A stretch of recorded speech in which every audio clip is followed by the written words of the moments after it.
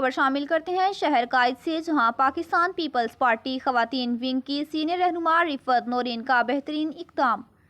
Pakistan Peoples party کی جانب سے سندھ حکومت نے خواتین کو بائیک دینے کا فیصلہ کر لیا۔